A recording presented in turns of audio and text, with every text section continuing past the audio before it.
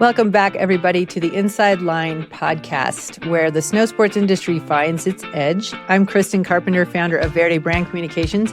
We are the proud agency of record for Snow Sports Industries of America, and my co-host, Nick Sargent, is the president of that illustrious organization. Welcome to the show, Nick. Thanks, Kristin. Always a pleasure. This is a bit of a stand-up show for us, unplanned. And we're doing this because of a trip that you just returned from with Maria. And let's just go ahead and dive right in. Tell us where you were. Yeah, so I was just got back from Bolzano, Italy. I went to attend a few different winter sport events. One was a winter commercial trade show called Pro Winter, which was really, really exciting, really moving, and a sneak peek into what the future of winter sport looks like. I then attended the Winter Sport Sustainable Network, which is attended by all hard goods, alpine, snowboard, Nordic brands, working towards sustainable efforts for our industry in adopting to EU regulations. And then I went to the Atomic Climate Summit in partnership with POW, Protect Our Winters, a winter sport sustainable network, and SI is a sponsor of that too. So we're deeply embedded with the European motherships, the companies. Again, all of the European alpine brands, the European snowboard and Nordic brands, and then we pepper in a bunch of U.S. specific brands as well. Awesome. Anyway, it's a long week of meetings, which some might find really grueling and tough. But the topics, the community, the colleague discussions, bar none, you're not going to find them anywhere else in the world. And that's exactly why I thought this would be a very exciting topic for us to riff on, because you and SIA have been, riding shotgun through everything I know SIA is a 75-year-old organization. You're the third leader in that organization. And you came in and instigated some massive change in your tenure. And it had to do with the legacy trade shows. And I thought it would be a really interesting show for us today to discuss. We don't have to go into depth around the history, but I think it would be good to bring new listeners up to speed quickly on that history that you do have. And then we need to talk about what you were struck with when you were over in Europe this week, experiencing Pro Winter and the other trade gatherings that you were, and just some insights that we talked through and that I think are important to share on where we are today in 2026. So let's just start with like a quick summation of the history of you with the snow show and the trade shows in general. Yeah, let's dive into that. I was hired in 2015, and really the hire was to be a change agent for SIA and the industry. That was the protocol, and that's what they were. The board of SIA, when I refer to they, that's what I'm referring to. And the board was a 23-person board represented by every winter sport, I would say tier 1 brand, including a few tier 2 brands. And really, the issue that was at hand was we had a 70-year-old trade show at the time. Well, 65, I guess. And it really wasn't evolving. We were seeing a lot of brands leaving the trade show. And, the board wanted me to explore the notion of keeping the show, moving the show, or selling the show. And so we spent the better part of 2 years, myself and my staff, reviewing, where the trade show was, who was there, who was not there, the declining attendees, and really trying to understand why. And, a lot was changing pre-COVID, and there were a lot of brands that had left. It was a cost savings for them. I think really the brands had kind of overstepped their legacy in creating these, what we referred to as super booths, a booth that was $1 million booth to, just to throw some color. And that's not sustainable. And, we had somewhere in the space of 5,000 retailers in North America at that time. And, it wasn't sustainable to continue to have these booths that were, 7-figure booths. We were running into some timing issues with the buy-sell cycle, which was evolving and changing. Winter was changing, and just the notion of how the industries were working were changing. Long story short, we sold the show to outdoor retailer Emerald Exposition, and then COVID hit. So the timing was amazing. Dumb luck on our part. We weren't like everyone. We didn't see COVID as a industry changer, but it was stopped the industry, and it really redefined how we work today. And in some cases, how we're working today is great. It works. It's not awesome, but it works. And now here we are, kind of post COVID. We're finding ourselves with a lot of big holes in the way the business is run, the way our industry sees itself. And really, when we start to think about where we want to be in 3, 5, 7, 10 years, this is that moment where we have to kind of rethink and kind of rejigger where this industry is going and how we want to get there. Right. And I'm just going to, one thing I can promise our listeners and viewers today is that we aren't pulling any punches. So please know, the intent of the conversation is to get people thinking about what we can do differently so that we are setting the table for the next 10 years plus. So let's talk about one thing specifically, attending Pro Winter and doing the meetings that you just did. We're recording this in early February. I think that you were really struck by something you hear often from your membership and have for years. We need a national gathering. We need to come together. And then obviously, the people spoke, the membership spoke, the board spoke. We got rid of the show. I think everybody listening today would agree that the show kind of became like a bloated legacy harvest business opportunity, more so than helping our industry community convene and build together.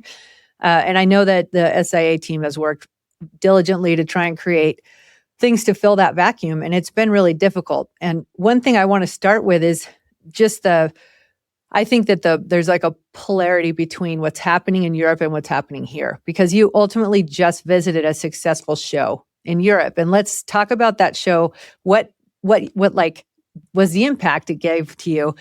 And then when you came back and you were thinking about this, what do you think about the U.S. market? Because you and Maria have worked very hard to build that bridge between the United States and the European continent brands and the motherships, as you denoted. So I feel like you were just there to kind of see something starkly obvious that you want to bring to the U.S. market's viewpoint. Yeah, I mean, we've been talking about this for years now, and it's almost, I feel like a broken record. I feel like my story's getting tired, but it's less my story and it's more the industry story. I'm just the guy that, I have a front row seat to everything. One, because, we provide so much support for every company, hard goods, soft goods, snowboard, accessory, protection. And I'm the face of that. And, lucky for me, but, not so lucky for me, because I'm the guy that has to deliver all this information. And sometimes, our members, our constituents don't like what they hear. They think I'm full of shit, or they think I'm, embellishing. But the reality is that we're on point, and that's our job. And that's my job. It's my staff's job. That's how we run SIA. And so, where we found ourselves coming out of COVID, everyone's kind of looking at each other, and it's almost like, what's the cliche? You always miss what you had. And that was the situation. Grass is always greener. Grass is always greener, and so, and people have been saying this for years within the winter sport community. It would be great if we just had a trade show where we could all come together and we could see our buddies and we could, hang and we could, see what's new with other companies. And, and I remind people, we had it. And as an industry, we decided to walk away from it. And, for good or for bad.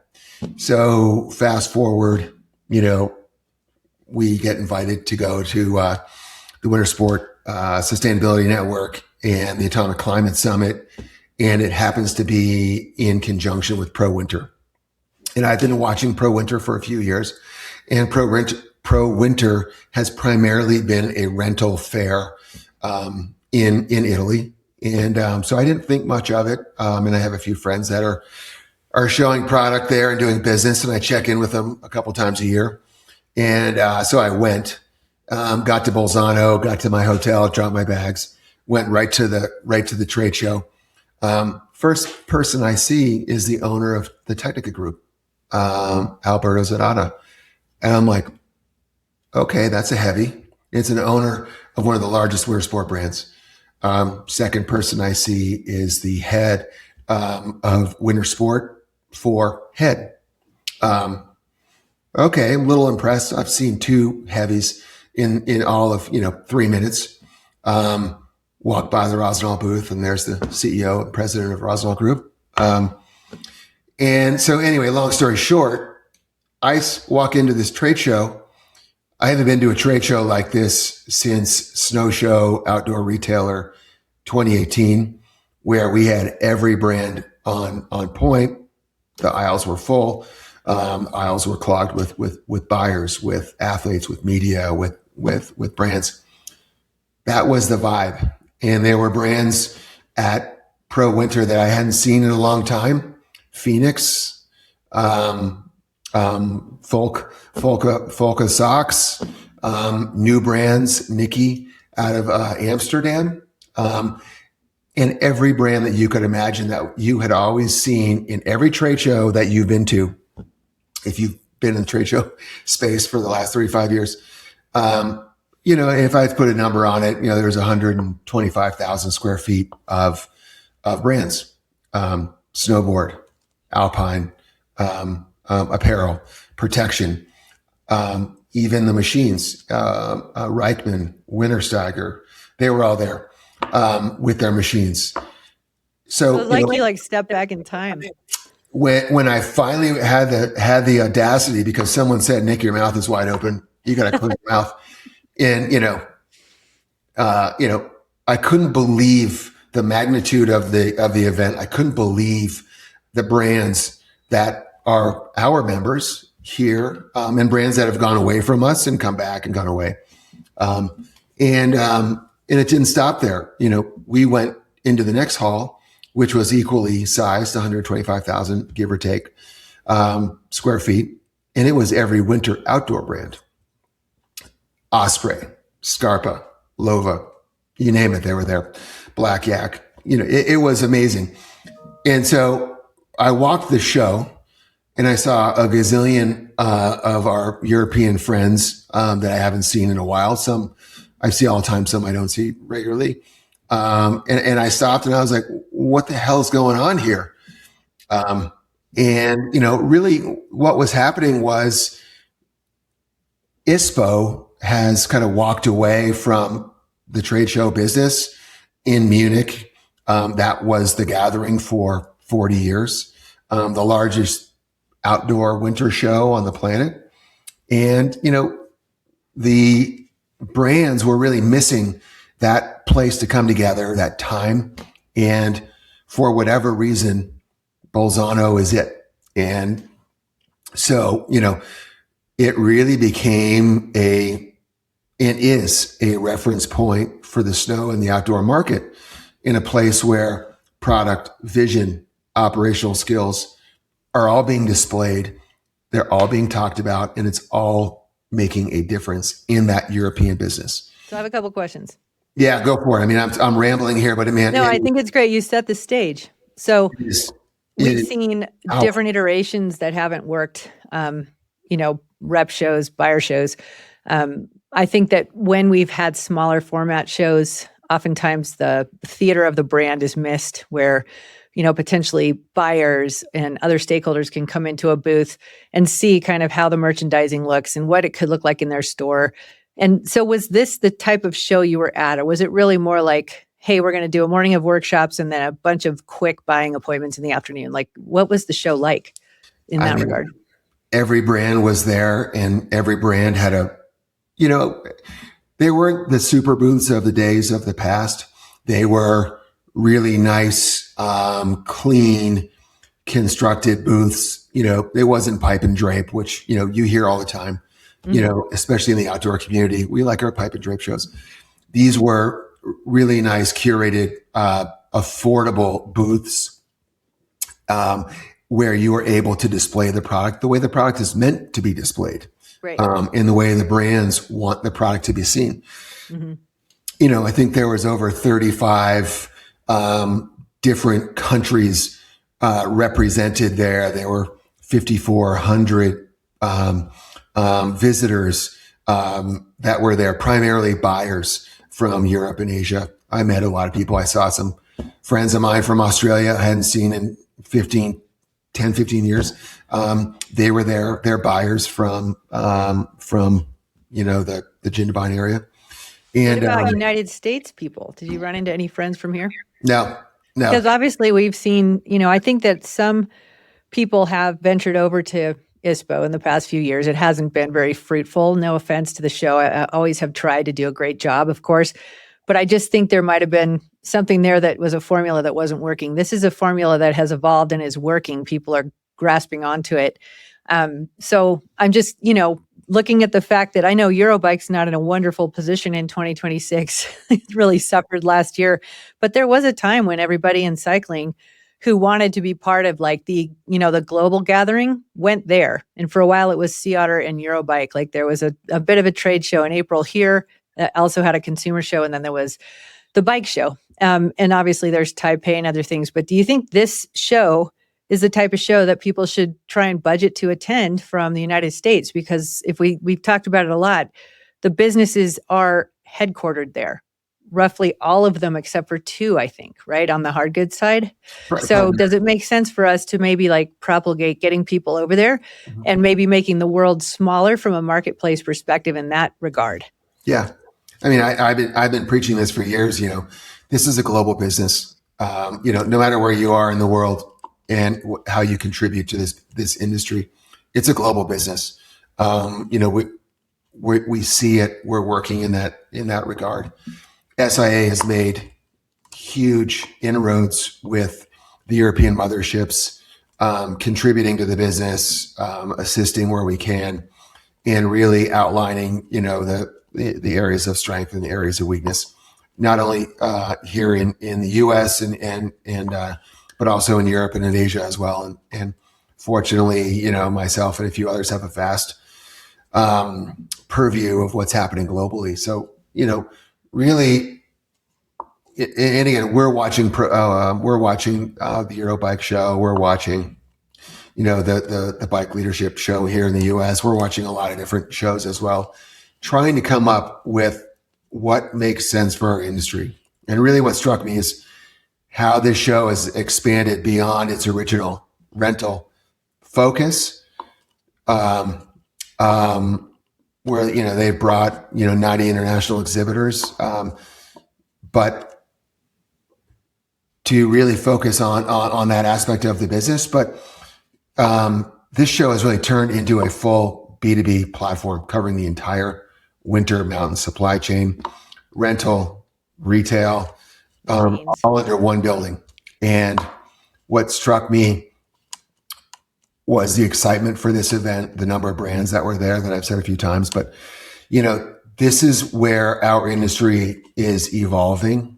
And if you took a concentric 4-hour circle from Bolzano, you're going to hit every major company, outdoor and winter company in Europe. So the location's great. What about the timing?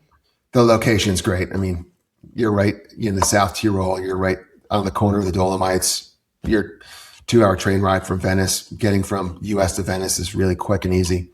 The timing's never going to be perfect. Everyone always talks about timing. Yeah. Everyone has a gripe about timing, for good or for bad. It was, the second week of January. There's no shortage of people there. There's no people griping about the timing. It was just, we're here, we're going to do this, and then we're going to move on. Yep. Really, bull by the horns mentality, which was cool. And, I think we can learn a lot from this here in the U.S. I really feel that, for our industry here in the U.S., but also in Asia and in Canada and in other parts, you need to experience what Pro Winter has to offer. And in some weird, crazy way, we could replicate that here. And I'm not pitching that by any means. I'm just saying this was a extremely productive show where all industries were there. Buyers were there, retailers were there. People were wandering the show, looking for and looking at new brands. That's what this industry is about. And, we miss that, here in the U.S. And, we've got rep shows, regional shows, buying group show, which is great, but, it's all fragmented. And when you have fragmentation, that's when you have confusion. That's when your sales start to slip. And certainly in an environment like we're experiencing here in Utah, where there's no snow, or in Colorado or in Montana, as we were discussing, Kristin, this is where the strength of the industry comes and lifts you up by the bootstraps, helps you move along. And I'm not singling anyone out. I'm not pointing the finger. I'm just saying, in a fractured industry, that's a recipe for poor sales. That's a recipe for limited abilities. And when times are tough, it offers itself for a limited solution. And that's where, these shows like Snow Show was, the combined show with Outdoor Retailer was. And I like what's happening at the buying group show at WSM a lot, but we're missing like 300 brands. And, we're missing the rest of winter. And it's a great small show. But, the what ifs are what I think about. What if we could bring a show together where let's not even propagate on that. Let's talk instead about getting people. If we're going to talk about gathering and that's the priority, we now have a place where it's possible to do that in front of the European, brands that have essentially good or bad set the table for business in the United States and North America. Sure. So in a lot of ways, if we're at a true reset moment, it seems like it would be a really smart idea for us to just, make sure we're getting as many people over there as possible. And everyone's going to say oh, that's too expensive or the timing's not right. At the end of the day, the winter season isn't the same anymore anyway. So are we really considering the timing here? Let's be really honest about that. And then also we've had shows like TRE, which is the running event, expand into Switchback. We at Verde, we had several clients go to Switchback last year. Yeah. It was almost like a bit of a democratized trade show that I think a lot of people liked because again, there was really a feeling of harvest coming from the large trade show companies and groups where they were just trying to charge for everything they possibly could and made it cost prohibitive and really took our eye off the ball in terms of presenting that theater of the brand and the business to the retailers and helping them sell that into the consumers. And obviously we've seen tremendous change in the ecosystem around how people are getting information these days. That's a different show in and of itself that we can do. But really at the end of the day, it's a business gathering. And you were just at a very productive business gathering. And let's talk about instead of the solutions that people are dropping in since COVID, because we've all had to become very solutions minded and creative since COVID. But it's really time for us to punch above our weight and come together as a global industry. That's what you and the board and everybody on the show has talked about. And now we have a moment where we can actually do that. Let's talk about the benefits that you saw there in terms of the forward-looking approach at the trade show, but also within some other parts of the business in Europe, where they're actually almost retrofitting the business to fit the reality of climate today. Sure. And I think it's super important to talk about that because there are things we can engineer and do together today to bring this sport forward, even though we're in a compromised climate situation. So I'd love to also just take, yes, we need to gather, but I also think it would be very inspirational for you to offer the proof of concept of what you saw over there from, a resort player, if you will, retrofitting what they're doing to fit climate change and start to build a new business model. Yeah. Yeah. I mean, you're hitting on so many hot buttons, and they're all good. And finding ourselves in this solution space is one what we do all the time, every day, but also thinking long and hard. And certainly when I left Pro Winter, man, my mind was spinning, and the opportunities were endless. And but just to touch on one point here, I think we need to have more of our industry getting over to Bolzano to see what's happening. Getting to Europe is as expensive from than flying Boston, same price as flying Boston to LA. It's not that expensive, in some cases cheaper. So you can't throw that card on me. And then the people you work for, they're the ones that are paying for this. So whatever your European brand is you work for, this is what's happening. And it's really important that as an industry we come together. And I said this, these trade fairs provide these precious moments to stop, observe the market, and discuss live with people, ideas, brands. Like, that's the strength of our industry. So beyond Pro Winter, we got into the Winter Sport Sustainable Network group, which we belong to, where every brand was represented. As I mentioned earlier, the hard goods space, alpine, snowboard, Nordic.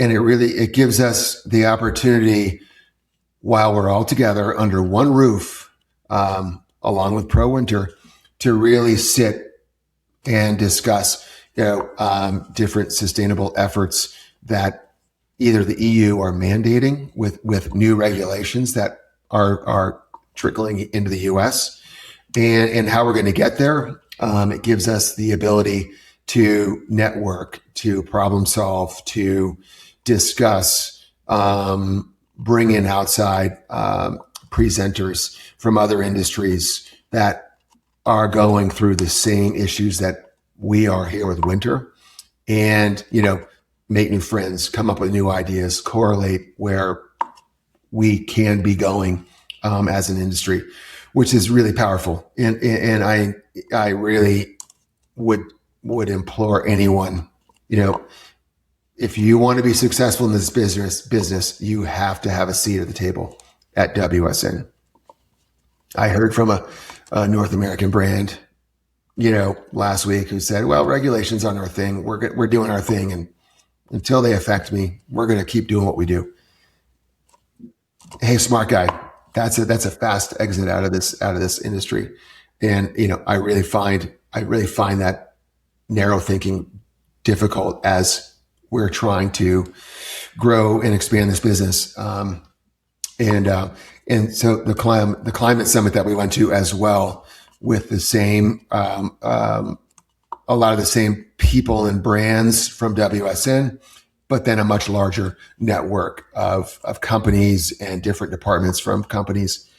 And really, this one presentation that changed the game for me was a resort conglomerate in Europe who presented their 25-year sustainable plan, which was to reorient their resorts and how they're connected to be more winter specific, higher, facing different directions that are more specific to snow, keeping snow, colder weather, raising the infrastructure out of the valleys, which are now green and wet with rain, where the snow level is rising, and really looking at their current infrastructure, identifying that it's not sustainable for the next 25 years. And if they want to be in business by 2050, they have to think new and out of the box. So this was one of the most amazing presentations I've seen in a very long time, where they're using their already infrastructure around snowmaking, moving it to other parts of the mountain that hold snow better and higher. Existing chairlifts, moving those chairlifts, retiring old trails that don't hold snow, creating new trails that are going to be more friendly to holding snow, extending the trails higher. So, they are in the elevation where snow is happening. And then, really enhancing their counter seasonal business and infrastructure, hiking, biking, refugios, restaurants, hut systems, refugios. And what does that look and feel like? So they can continue to offer a product for people to be outside, to enjoy the mountains, to enjoy all that the Savoie has to offer in France, and really reimagining, rethinking, and using all of their current assets and reusing them for the future. That's a pretty powerful statement for a resort group to come out and say, "This is what we're doing. We have the support of our board. We have the support of the state. We have the support of the country, and we're doing it.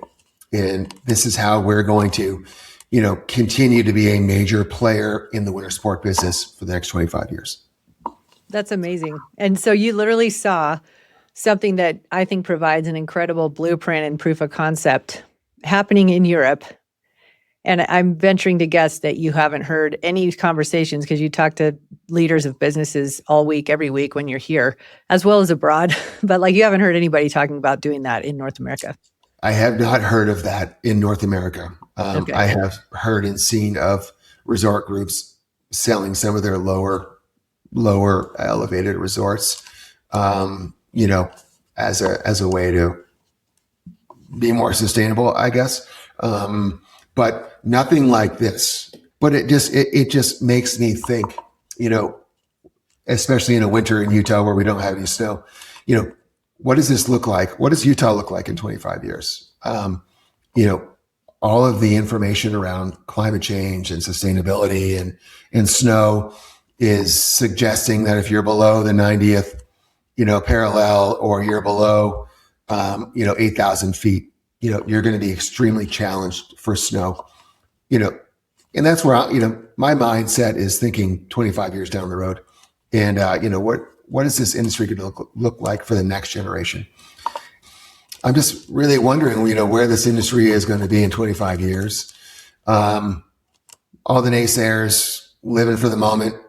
It's awesome. But what about 3 years, 5 years, 7 years, 10 years? What if we have a shitty winter again next winter?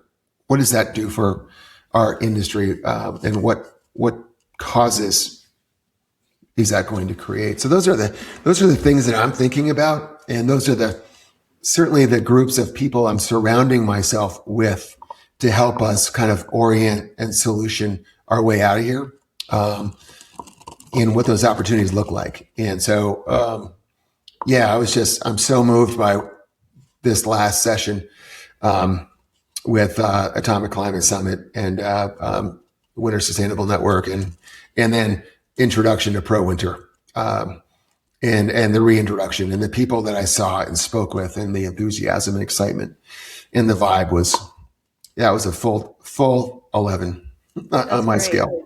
I love to hear that.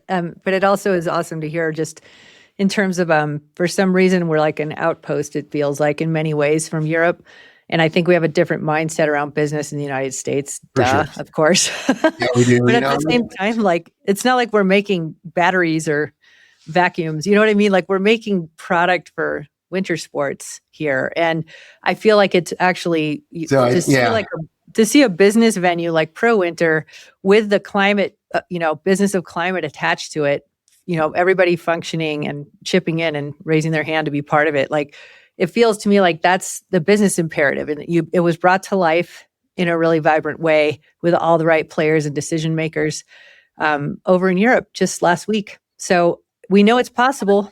What should we do now? And, I often think that, I've seen and read all the articles in Europe around resorts that are now out of business.